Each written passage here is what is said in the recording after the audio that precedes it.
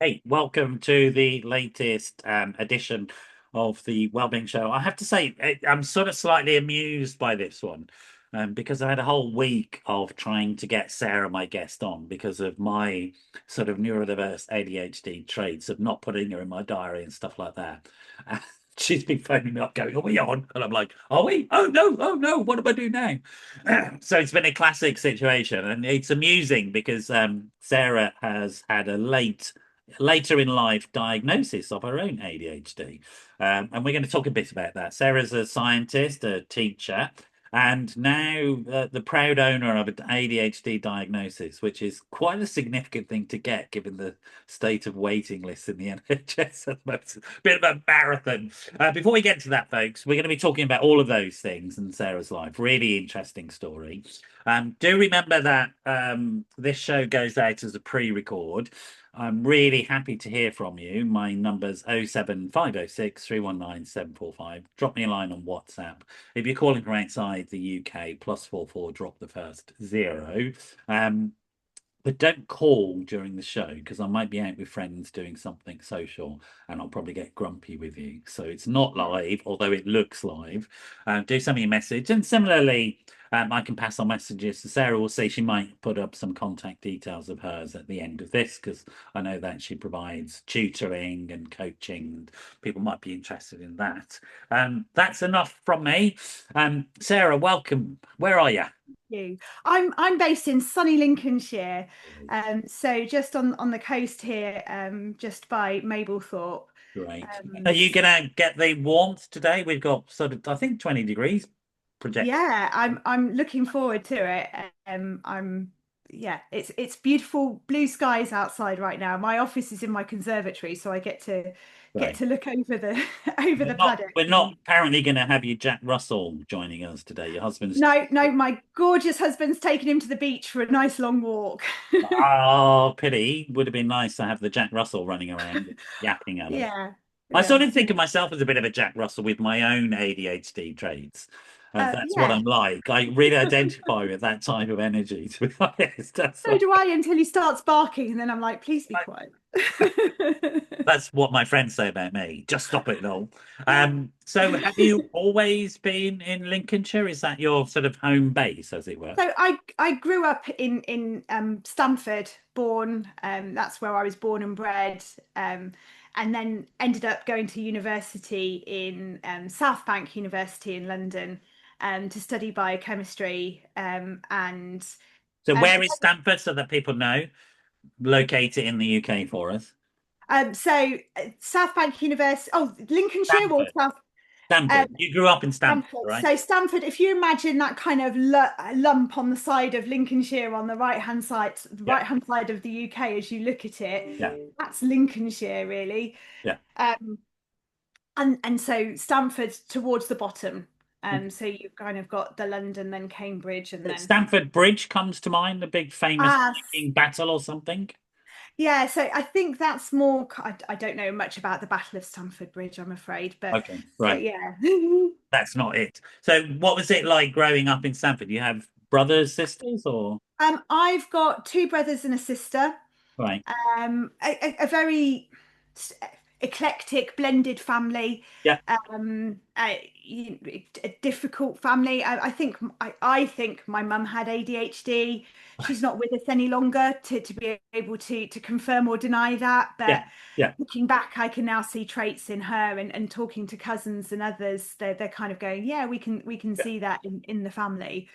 And so Um, she had sort of issues about organization and a bit of emotionality and all that sort of Oh, definitely emotional. One of my biggest stories was Christmas Day one year. I can't even remember what year it was. And my mum had got up early and put the turkey in the oven, and it wasn't cooked by the time that she wanted to have dinner. stuff. Yeah. And I just remember the turkey going across the room, the tea towel going everywhere, this massive emotional explosion, all of us hiding for fear of saying something else that had upset her. Yeah. And then I think, we may have ended up with chips from that's my memory. And Right. somebody else sat there may have a different because we all remember things differently. But uh, But I Has remember been those. a foreign country, Sarah. It's fine. It belongs to us, and we've got a choice as to what to do with it. So, was that quite a frightening or quite a funny upbringing? Um, Frightening at times because you were always walking on eggshells. Yeah, And that's a phrase that people have used about me a lot. We're yeah, walking on no, eggshells around you. absolutely. That's We don't know how to relate to you. We don't know how to speak to you, but for fear of an outburst, for fear I'm of an literally explosion. remembering a conversation with a colleague when I worked in Edinburgh, who came to tell me something, and she sort of expressed relief that she got the nice version of me, not the unnice version. I'm absolutely very familiar with this sort of characterization and understanding, and I didn't get it really at that time. I didn't get it.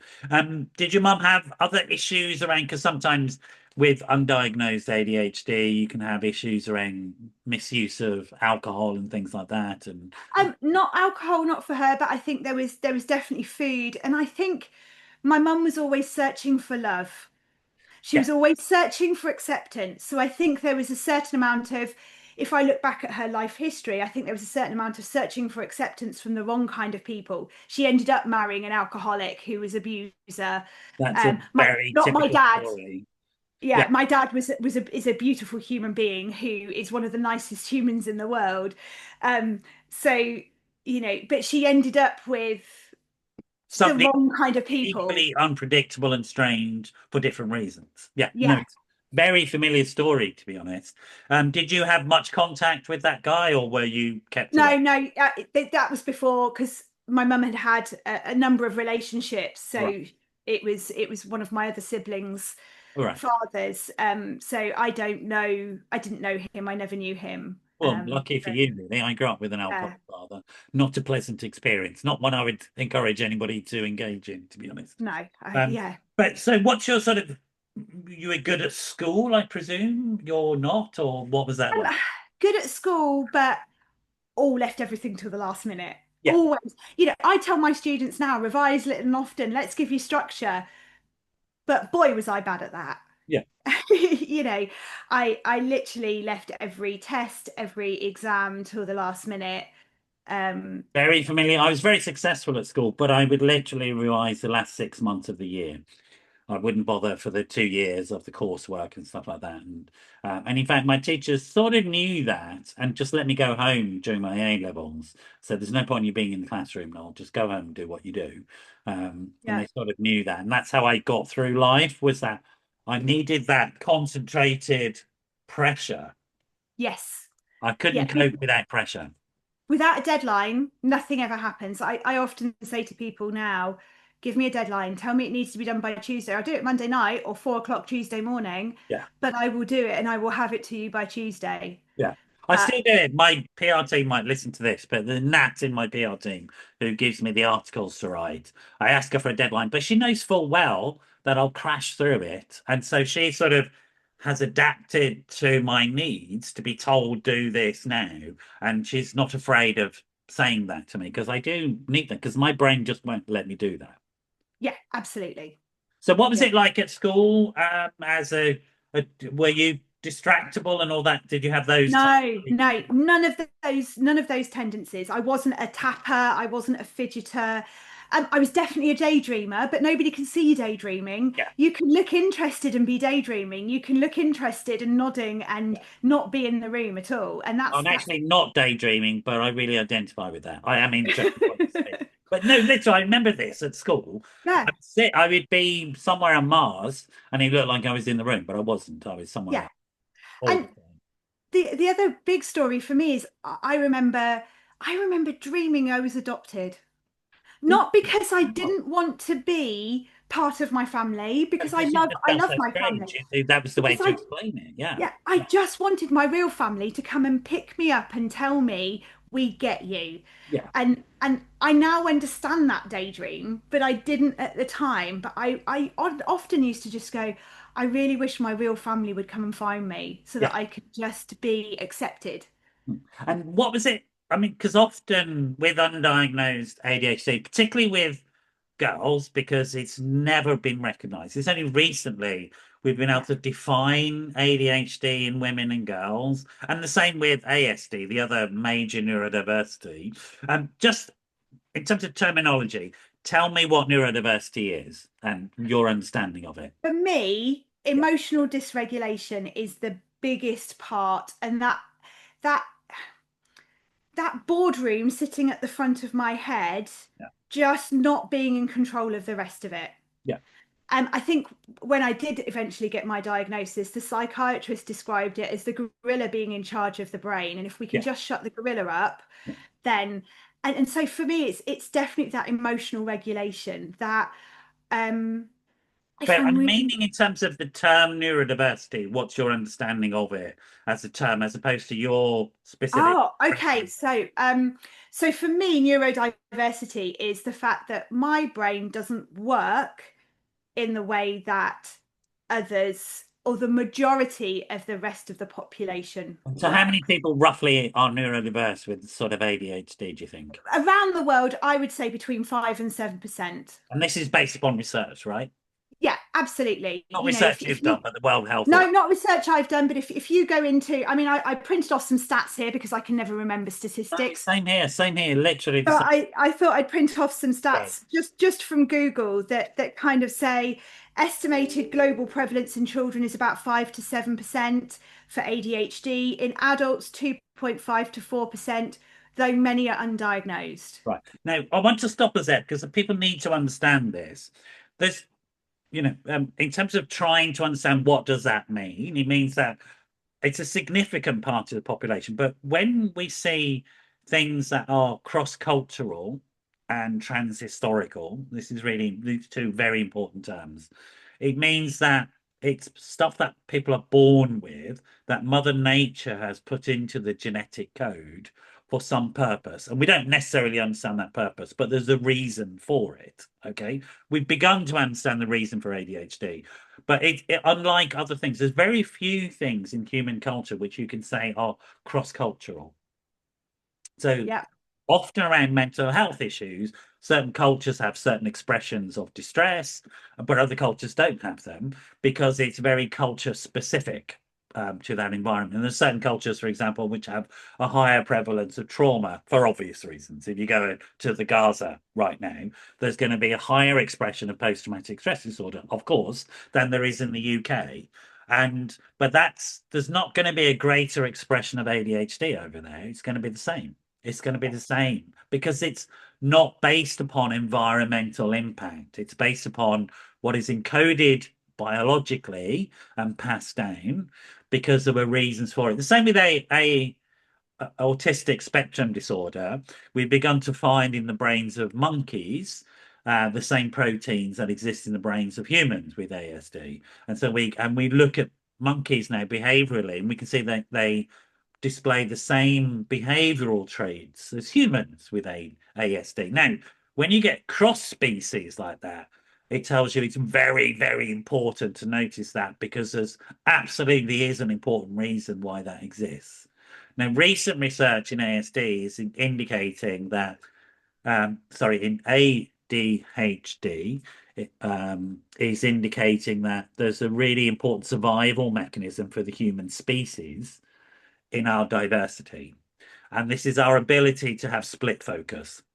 yeah, So it's the ability to be part of a group, but also noticing if there's something in the bushes about to kill us. It's yeah, really helpful when you're in that sort of environment, but rarely are we in that type of environment. But it actually helped the human race survive and probably was of higher prevalence in the past than it is now. That's the current thinking. And it's really important people understand that because and you know this, I'm going to go back into your experience in a second. There is so much crap pumped out there about inventing this stuff. It's not invented. It has no, not been diagnosed properly because we didn't have the tools to understand it in the past. And because it hasn't been diagnosed properly, people's lives have been wrecked. yeah, Okay. And what's happening now is we are dealing with the wreckage of the past and helping people who otherwise would end up inappropriately on psych wards, hurting themselves, in addiction, etc., etc. Right? And so people really need to understand that. So the the sort of the angry old men on the news, and an angry old man at times, but the angry old men on the news who go, "Well, we were all right when we were three. You weren't all right when you were three. None of us were." And he was never pleasant to be undiagnosed ADHD. That's me off my soapbox. So it's No, important to say that. absolutely. I mean, as I said, I did a little bit of research before coming on today, and 1798 was one of the first times this was described Was it in really? literature. Yeah, by Alexander Crichton, described Fantastic. attention problems in his medical text, an inquiry into the nature and origin of mental derangement. So we're not talking about something that has just been No, that's pulled out of love that. somebody's back head. Send It me is that link after absolutely, the show. Send me that link. I want to read it. That's absolutely. yeah. I love that. I love that. That's And exactly. so and I just kind of think, we this has been around for years, Yeah. and random mutations happen all the time. Yeah. Genetically, it's part It's of also evolution, this though how is we got more here. than random because it is transcultural and Yes, transhistorical. It's there for a reason, and we need to figure out what the reason is, and so that we absolutely. understand it. So it probably started off as a random mutation, but has now had and then had a purpose, and that's why it stayed with us all of this time. Just want to say for people who are watching and may not understand how ADHD people relate to each other, because you and I are just doing it naturally now. We had that chat before the show. We do Yeah. interrupt each other like this, and it's fine. Neither of us are taking offense. In normal conversation, though, people don't get it, do they?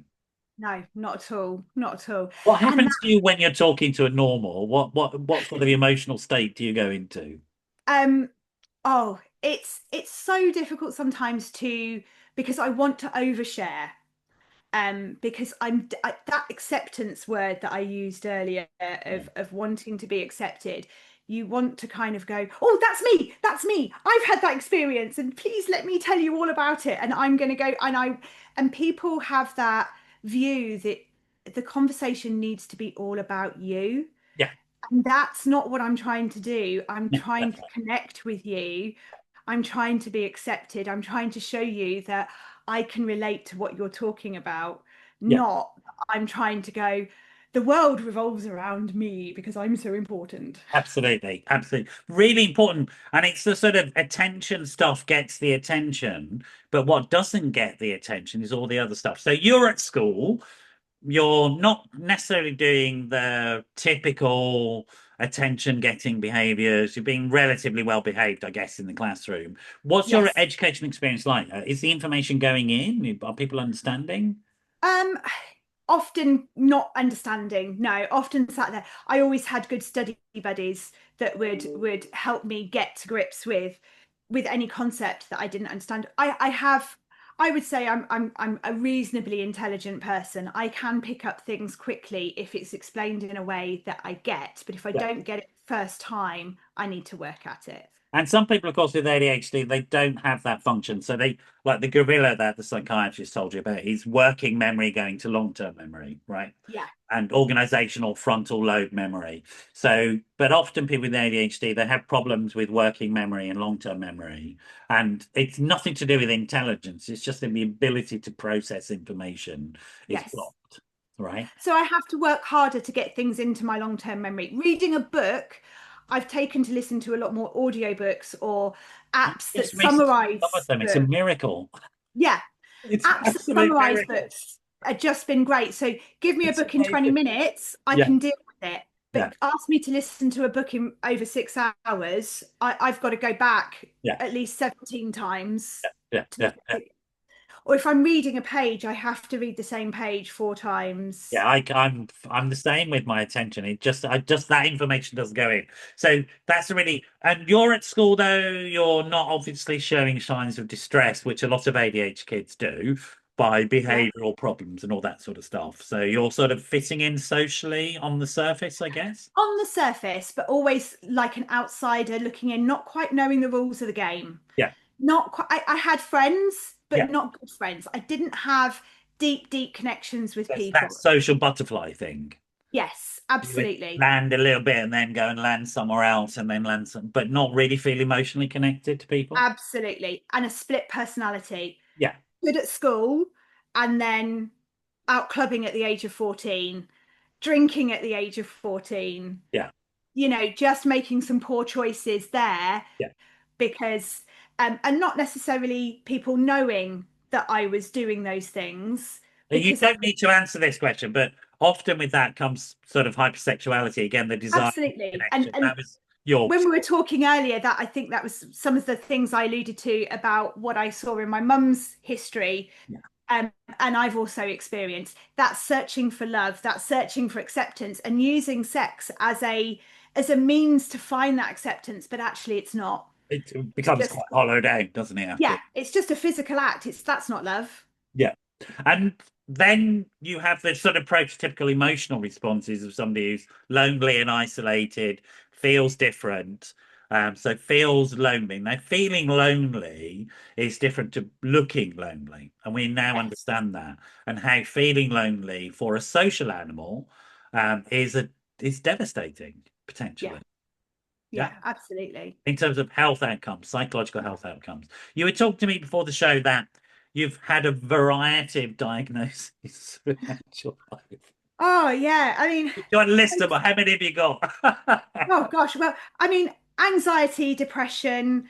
Um, I was chronically overweight. I think now I am probably way less than I was when I was 14. Yeah, I've been up to 23 stone in my sure. life. I've had chronic obsession with overeating, with alcohol. Thankfully, I didn't find illegal drugs.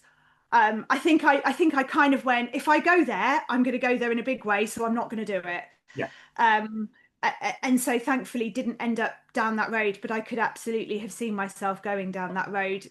Now I look back on it, But you did 2020 vision's brilliant. interestingly self-medicate the ADHD via stimulants, which often people do. So people will often get into like these caffeine drinks, but also things like cocaine and amphetamine and all that sort of stuff because it gives temporary relief from some of the symptoms, right?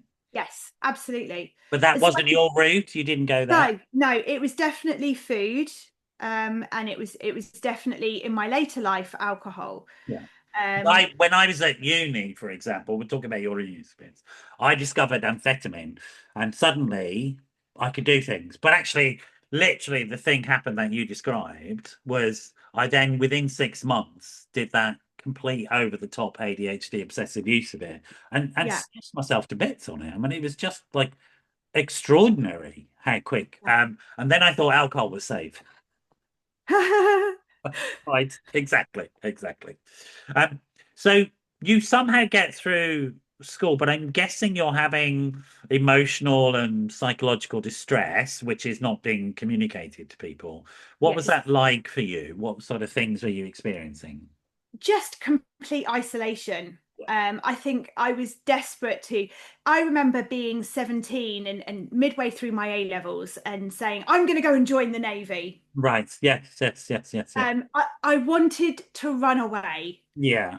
And actually, now I realize that I've always been wanting to run away from myself, Yes. which is really flipping hard to do. Yeah, fine, fine. But you go to So university. Why did you end up going? Because you went into biomedical sciences, right? yes.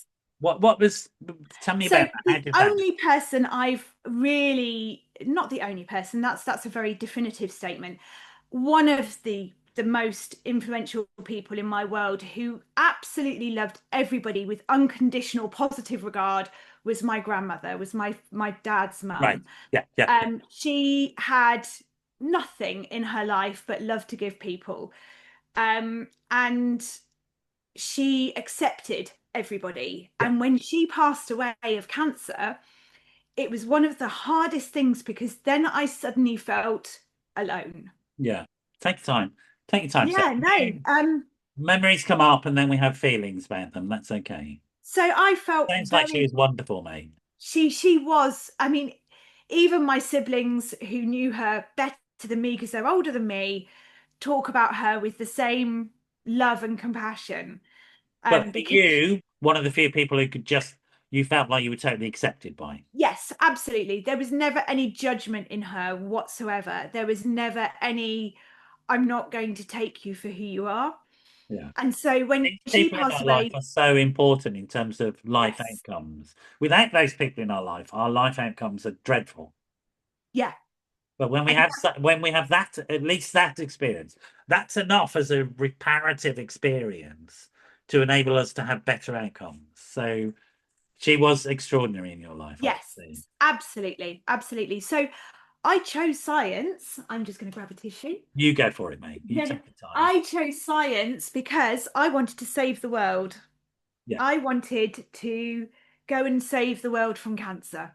great. Because of that experience with her and losing her to cancer, it made me go, I'm going to go and find the cure for cancer. Now, my life hasn't taken that route, but that's one of the reasons why I became a teacher. Because if I can inspire the next person to want to study science, they may end up finding the cure for cancer. I Super. may teach the next person. And I have a great picture Just that for my mum, people who are listening to the show, because they don't know, again, I get Sarah in a way that's very natural to me. And I've had the conversation before the show. So she went off, she did her science, she went off, got a career in pharmaceuticals, and then decided to become a teacher. Um, we've had that conversation. So Sarah's talked to me like everybody's had that conversation with her, and I know how your brain works. But they haven't. The people and listening. I'm laughing because I'm like, oh yeah, I forgot that That's right. No, bit. you didn't forget it. It's just you've had that conversation. It's not relevant. It's just the way our brains work, right? That's fine. So just so people know, she had a very successful, Sarah had a very successful career in pharmaceuticals, with statins of all things. So it's actually contributed to saving many people's lives. Sort of, even though you downplay the fact that you never discovered the cure for cancer, you did actually save a lot of people's lives from heart attacks, etc., by your work in pharmaceuticals, right? Yeah, That's the way. That's the truth of it. But and statins were one of the most amazing medical breakthroughs from the UK ever in terms yeah. of the way it's improved the quality of life around the globe. So you actually did quite a lot there, Sarah. Let's not gloss over that. Um, and then you were interested. Tell me the story. You went to you became a teacher. You decided to just change career, which Yeah, often happens with people with ADHD. Boom, going to do that now. Off you go yes. for whatever reason. Um, and then you were working with kids who were struggling. You could identify their particular type of struggle, whether they were diagnosed or not. You could go, "Oh, that's me," right?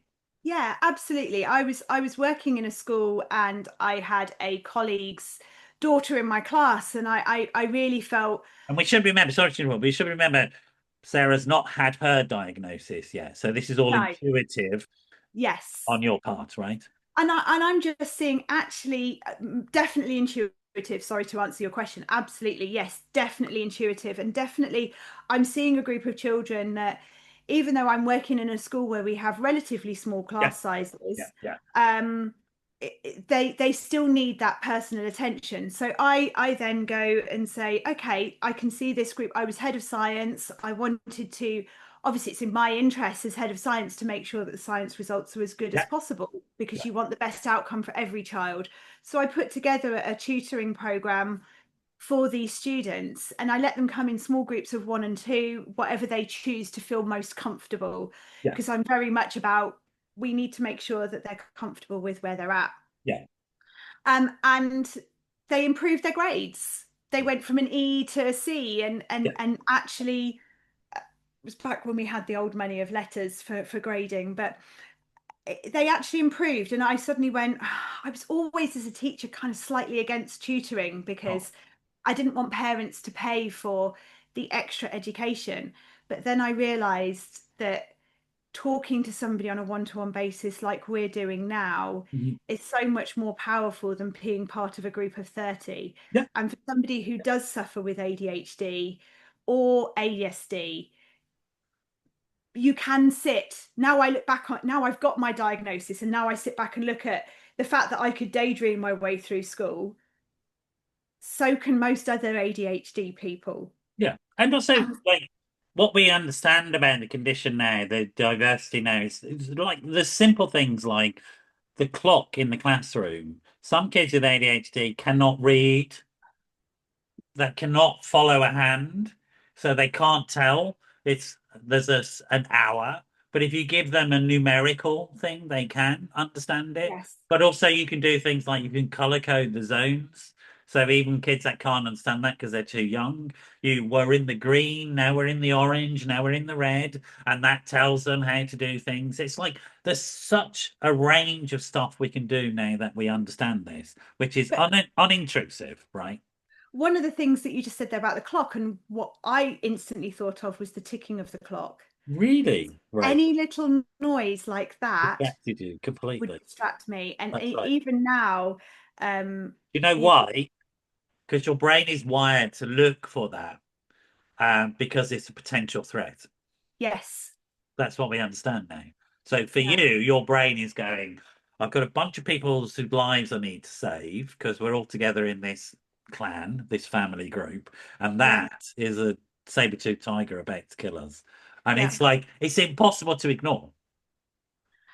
absolutely. Absolutely impossible to ignore because our life is on the line. When we understand this stuff, there are the adaptations that we need to make in the classroom, in life, are tiny to make it possible for somebody with ADHD to flourish, right? But on the flip side to that, then being a teacher sat in a classroom with 30 students, any little noise they made was You were like, absolutely, blah, blah, blah. yeah. And so then you come across as a grumpy old cow Yeah, because you're saying everybody work in silence. And I don't want them to work in silence. I want them to talk to each other because I know talking to each other is what builds connections and builds neuropathic pathways and builds that learning. yeah, So I had this dichotomy. So I had to get out of the classroom yeah. because It it was wasn't set up for hurting somebody me. with diversity, whether they're a teacher or a student, right? No, absolutely. And I didn't understand that then. I was having regular days off because my overwhelm was so great. I needed the duvet day. Yeah, yeah, of course, of course. I needed the day where I sat in bed with complete and utter Yeah, silence. yeah, yeah. So I you just, then began to identify how you might work one to one or in small groups with kids. Is that right? yes. Yeah. And So against, I mean, it sort of was against your ethics to some extent, wasn't it? It was like, no, we absolutely. should. I can't do private tutoring. That's for posh toffs who've got loads of money, not for ordinary kids, right? Yeah. Yeah. So the first iteration of my program was £50 a year because I was going to save the world. And I was going to get thousands of people to sign up at £50 a year because I wanted it to be accessible to everybody and I was going to give everybody personal attention. And then I realized that actually I need to make a living and I'm going to Yeah, get burnt out if I do it this way. yeah, absolutely. Classic ADHD thing. I'll just obsess about this rather than be practical. But you've discovered, right, from the sort of tutoring that you can sort of develop individualized programs for kids with ADHD, diagnosed or not, that Yes. really helps them in terms of Well, academic achievement. one of the things I used when I was studying a lot, and we talked about audiobooks earlier, for me, audio revision, I used to sit there with my Sony Walkman and my tape deck. Now, I'm really sorry if nobody knows what they are, but those who are old enough among us will remember the I Sony Walkman remember. tape deck. And I recorded myself making my notes. So when I put together a program, I've actually put together a program with 10-minute little revision tasks so that we can revise walking the dog, so we can multitask with earbuds in. And The that's where only I've, way I got through my A levels was putting everything onto an audio tape. yeah. And I played it every night when I went to sleep. And that's the basis of everything I do, alongside accountability Yeah, and live check-ins. yeah, Absolutely, with me on a small group basis, because I think completely. we need that personal connection. We Yeah. can't be a separate to the system. We need to be within it. And yeah, without a doubt, because we can't create ADHD Island, although I sort of do in my own personal life, I have to say. Yeah, But me too. I've like got my yesterday, bubble. I went out to see my friend yesterday. This is classic. You'll understand this more than most people. Um, I went out to see him, mate. We went for a jog and then we had a coffee, and then he just started introducing topics to talk about because we're friends. And then I just went "Bleh," like that at him. And like my friends know me, they understand this, they get it. Even if they don't have the diagnosis of me, they understand this is Noel, this is the way he is. But I still then sent him a WhatsApp saying, "Oh, thanks for letting me just talk at you." And he's like grinning, saying, "It's fine. I enjoyed it. It's entertaining, you know." And that's the Yeah, way it is, you know. So I've yeah. sort of created my own ADHD island where people sort of tolerate how I am. So you're doing the one-to-one teaching, and I should say we talked about this before the show, but Sarah is a teacher. She knows what she's doing. It isn't just made up stuff. She knows she's a professional Oh no, I've got a master's in teaching. and other sort of very impressive qualifications prior to that. You've developed more work as well with adults as well, I guess. Yeah, so I got diagnosed last year, June the 25th, 2024. I had my appointment with the psychiatrist. I went through the Right to Choose program because the waiting lists are so long, and still had to wait a And lengthy what's period the of Right to time. Choose program? So the Right to Choose program is in the UK, and there are a lot of private providers that now have contracts with the NHS Yeah, because the waiting lists locally. When I went to see my GP, and I really struggled with whether I went to see my GP because I didn't want to be on the bandwagon. I didn't yeah, want to be, going for the trendy ADHD diagnosis. Um, but I knew it, and everything I read about it was me in a nutshell. yeah. And so when I went to see the GP, they said, "Oh, the waiting list is 2 to 3 years locally." To even get put in front of somebody for a diagnosis. And I was like, okay, you do know I think I've got ADHD and I really can't wait that long. So I then explored the Right to Choose program, which is where you can get referred to one of these private companies Okay. Yeah, through the NHS, and they will. And even then, the waiting list for some of those places now are 6 months, 8 months, yeah, yeah. because there's a large number of people being referred to them. So Why? I I mean, like you'd think in the media, like why would it be that long? It's just people making shit up. I mean, tell us about the diagnosis. Is it just made up crap, or what goes on? Oh gosh, I mean, I have friends who are medical professionals who work in this arena, and there is something like 60 to 75% of workload that comes through that is not even put in front of a medical profession. These referrals are not put in front of a medical professional because they are not meeting the DSM criteria Yeah, on paper yeah. before they even get. So we're not over diagnosing people. We are, and I don't see medical professionals going, "Oh, this Last is time I trendy." saw an ADHD diagnosis form, it was like literally that thick because it was about 50 pages long or something. Yeah. And I just don't see a psychiatrist spending all of those years to qualify to just tick people off because they say they've got ADHD. Yeah. It's just, what medical professional has that unethical a practice to There might be one or diagnose two, to be somebody? honest, but certainly not as a whole profession. It's not Yeah, happening. and not That's correct. globally. That's right. That's right. You know, Also, we come back to this. The numbers are consistent globally. So yeah, for people to say this is made up, what you're suggesting is that there's a worldwide conspiracy of health professionals inventing this shit, which is not true. It's just exactly. obviously And not true. that's my point completely. Yeah, Why would we say this is overdiagnosed? yeah, yeah. It's underdiagnosed, if anything. Particularly around women. Can you tell me why, in your experience? Because it's not unfamiliar to me to come across women who don't get diagnoses around ASD or ADHD until their 40s, 50s, even 60s, you know. So why do you think that is? I liken it to, we're taught as young children to put makeup on as women. And we Yeah, are taught as young children to brilliant said. mask. And Yeah, if you look at any of the 1950s Be a Good Housewife book, it's all present yourself with calm and decorum, and don't show the rest of the world what you're thinking. That's what we do. That's what we've been doing. And then every now and again, it's like this dragon comes out. yeah, yeah, yeah, yeah, My friend calls it her gully. I don't know why she calls it gully, but it's just like gully comes out and yeah, tells the rest of the world what she thinks, yeah, yeah, yeah. and then gets put back in the box. Yeah, yeah. It's very familiar stuff. very familiar stuff. And I left one of the gyms I used to use because they were just becoming so intolerant of my diversity. And sort of projecting all sorts of shit onto it, which isn't true. And I've started with another gym that don't do that. But they will eventually get fed up with my diversity as well. Yeah. That's just the way it is. And I've recently I struggle with relationships, as lots of us do. Yeah. I've recently had an emotional outburst when I was drinking. It was late last year, and then handled the situation with what I thought was fair challenge, that then comes across as complete aggression. Yeah. Yeah, Which, absolutely. So which in terms of the sometimes, food and the drink and the medication post-diagnosis, so you've had a long history of trying to manage some of the loneliness, the psychological outfall, the distress that you experience yeah, um, through food and drink, very familiar to people.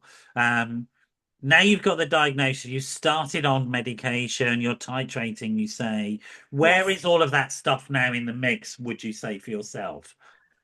Well, I think we said when we were talking earlier, how did I feel about getting the diagnosis? And Yeah. I think I used two words, grief and relief. Yeah.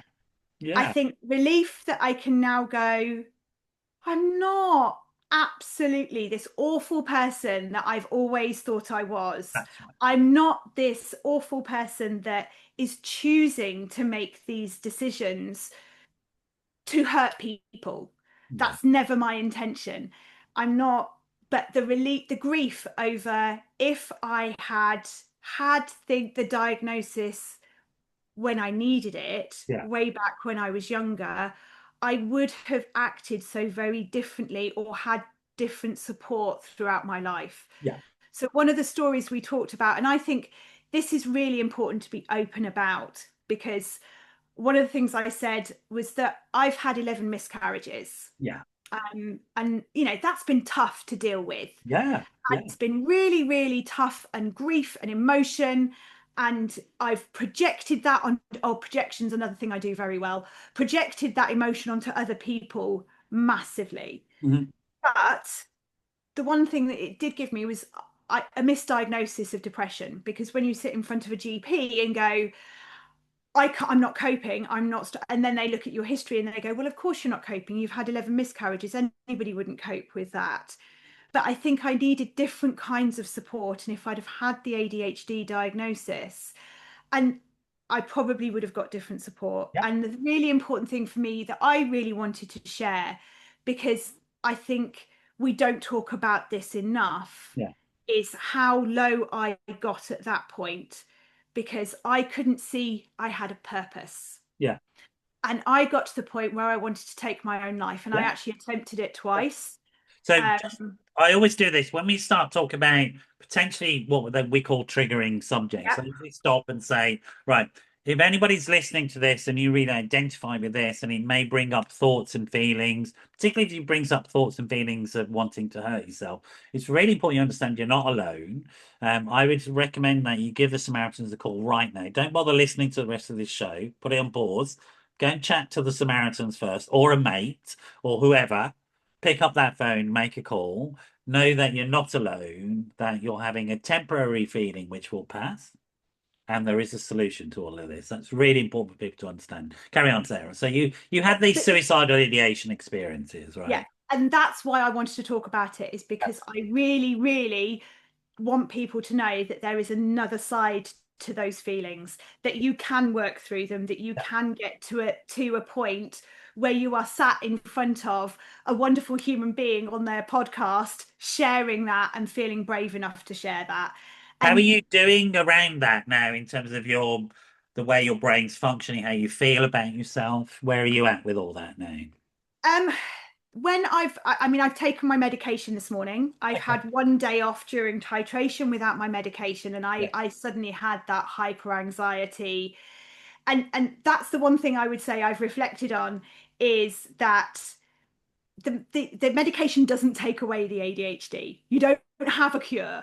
What you have is a lessening of symptoms, Yes. Yes. is a greater focus or concentration or whatever it does for you, because it's going to work differently in different people, and it's not a magic bullet, and it doesn't suddenly cure you from ADHD. We've not got it just helps And it slightly. certainly doesn't cure you from the fact that for the life before that, you've got to No. treat it badly. It sort of doesn't deal with that, right? But it Yeah. does make the brain function differently or more normally. So Yes. information can be processed more effectively. That's what the medication does, right? Yeah, It helps absolutely. information processing, whether that's emotional information or academic information or relational information, social cues, all that sort of stuff. Suddenly you notice those things. Well, that's what people say. Is that how it works for you as well? That's how it helps me, but when it does wear off, you notice it. So Yeah. Yeah. I'm gonna tell you a bit of a personal story from Oh, last night, go. really. So I get absolutely engrossed in something. I'm editing the very first raw draft of my book, and I don't realize it's got dark outside because I'm completely hyper Yes. focused on Yes. this. Yes. Yes. Yes. And my husband comes up and goes, I thought Haven't we seen you didn't in a spend week. any. Are you all right? Yeah, yeah, yeah. I'm getting used to the back of your head and I'm like, I'm so, I don't want you to feel that way, but I didn't realize I was doing that because my brain wasn't thinking about you. My brain was thinking about what it was doing. Yeah. And that, again, is another interesting thing about the condition or the diversity, is that complete ability to be absorbed is also a very useful skill as well. Yes. And many people with ADHD throughout, we won't go into it, but throughout history have been very profoundly important people because of that capacity to drill down into a subject when necessary. Um, you do coaching for adults with ADHD as well as the Yeah, teaching, right? so after my diagnosis, I've gone through a number of learning. I've trained to be a counselor. Yeah. I'm training to be I've trained to be a life coach. Yeah. I've got a certification in ADHD coaching, and signed up for more higher level courses as well to keep that training going, because I think it's what I want to say to every woman who's listening to this, or anybody, not just women, this is not a sexist thing, but anybody who's feeling like anything I've said is resonating with them, just remember you're not broken. You Yeah. don't need fixing. Let's go with the gender thing because I think you are making an important point. There is still a gender differentiation in terms of power and access to services. And I think we are clear these days that health services have failed to diagnose women at the rate they should be. Yeah, Because because ADHD isn't restricted to a particular sex or gender. Yet, if you looked at the early diagnosis, you'd think it was all male, and it never has yes, been, right? And yeah, it's really important we rebalance that, and we rebalance it with sensitive, appropriate services that understand women's needs. So I don't think you're being sexist when you say that. I actually think it's really important you say that, and that we do in this area, like we would with men, we would say to men very clearly, as a mental health professional, I'd say to men, it's really important that you identify early signs of depression and anxiety because you're at higher risk of killing yourself from suicide. 75% of suicides are men, right? That's yeah, it. And that's not sexist, it's a statement of fact, right? yes, And we have to target services to what we know are facts. What we know is a fact is that ASD and ADHD is underdiagnosed in women because of the capacity women have to socially mask, yeah, right? And to fit in, and women are forced to socially mask, and therefore we don't see the signs and symptoms, and women are being devastated because of this. So it's not sexist, it's pointing at a real thing. We do have to finish there, unfortunately. Sorry. And no, again, for people who are listening to this and thinking that's all very precipitous and all that sort of stuff, this is normal for people like me and Sarah. This is the way we are. yeah. I feel totally comfortable with her. She feels totally comfortable with me. She's having a great time, I promise you. Um, Afterwards, she's going to go like I do, ruminate a little bit on it. I should have said that. Should have said that. Now, I'm going to reassure you, Sarah, we're going to get you back on. So all the things that you now go off and ruminate about, you can then come back and tell us. All right? Excellent. I would be So delighted to. relax that brain. I'll write them all down. Write them all down and come back another time. I'll get Teresa to reach out to you. How do people get hold of you, Sarah? Have you got a website or So my for my coaching, for my tutoring side of things, www.sciencecafe.co.uk. Super. And I promise that if anybody wants to email me, Sarah at sarahkennettcoaching.co.uk, I will reply to every single one of you. Brilliant. Brilliant. So say those two again. So www.sciencecafe.co.uk for Yeah. the education, and Sarah at Sarah Kennett Coaching, KENNETT.co.uk. Super duper. That's really lovely. You stay there. Sarah, it's been such a pleasure to get you on. And we had that classic ADHD thing of missing each other and me just being a dimwit. But there you go. I understood I'm all completely. right. I'm all right. I'm not broken. I'm just different. So you stay there. Look, folks, I hope you've got as much from this as I have, particularly those people with ADHD, diagnosed or not. You may be recognizing yourself in this conversation. If you do, that's great. That's great. Go and find other people with ADHD, diagnosed or not. Don't worry about whether you get diagnosed. I think the diagnosis can really help people because it gives you access to medication should you choose to use it. I Yeah. choose not to use medication because I said to Sarah before the show started, I've adapted my life so that I don't need that type of functioning most of the time. And I can't be asked to wait 2 years. I could probably pay for a diagnosis, but I don't need to anymore. But particularly if you're younger, my experience is if you're going to try and fit into society as it is, then the medication will likely give you the key that allows you to do that, that allows you to open up that doorway. And maybe have some strengths to find some strategies that then work for you so that you could come off the medication in the future And the or great thing develop about a life that works medication for is that. it's like this. It's like your glasses.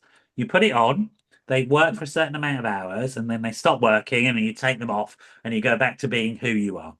And Yeah. that's fine. You don't have to take them at the weekends. You don't have to do any of that stuff. But so look after yourselves, folks. You stay there, Sam. I'm going to say goodbye to everybody. Lovely to have you on today. Hope you got as much from this. Do reach out to Sarah or send me messages, and I'll pass them on to her. And I'm going to say goodbye for now.